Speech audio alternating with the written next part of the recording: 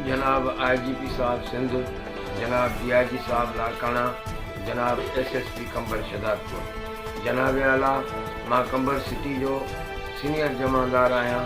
वॾो मुंशी रियाज़ पंवर सिटी जो वॾो मुंशी रियाज़ पंवर असांखे एॾो मजबूर थो करे, एॾो तंग थो करे, एॾो लाचार थो करे जो असां ख़ुदकशी करण जे लाइ तयारु थी विया आहियूं। साईं चए थो जाइज़ नाजाइज़ मूंखे 10,000 महीनो ॾियो, जे न ॾींदऊं मां तव्हांखे ड्यूटी न वठंदुसि, तव्हांखे ज़लील कंदुसि, तव्हांखे बुछड़ो कंदुसि, तव्हांखे ख्वार ऐं रुसवा रखंदुसि। जनाब आला, मूंखे 10 ॿारनि जी औलाद आहे ऐं मुंहिंजे भाउ जी 5 औलाद आहे। मरहूम भाउ जी औलाद बि मुंहिंजे कोले आहे।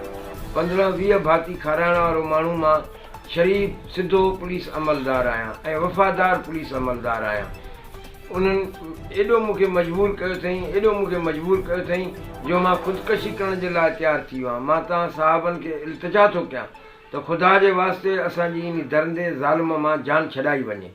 साईं सॼे कंबर में रिश्वत जे हिसाब सां मशहूरु आहे ऐं हिन जे मथां साईं छजड़ा ॻोठ जी मेमणनि जी FIR दाख़िल थियल हुई। उनजो जवाबदार पकड़ियल, उन खां लख रुपया रिश्वत वधई। उन वञी मेमणनि जा बदिले में 3 खून कया। अहिड़े नमूने हिन ते रिश्वत जा काफ़ी जेके आहिनि दलील, साबित दलील अथसि।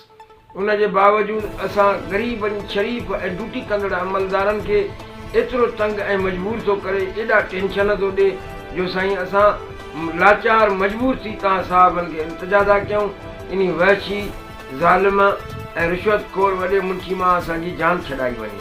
साईं जे इहा ॻाल्हि मुंहिंजी ग़लति साबित थिए त मां सज़ा जे हक़दार आहियां।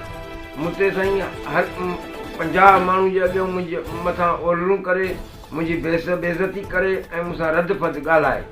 जनाब आला, मुंहिंजो अज़ालो कयो वञे, मां ग़रीब जी हीअ दाह कूक ॿुधी वञे।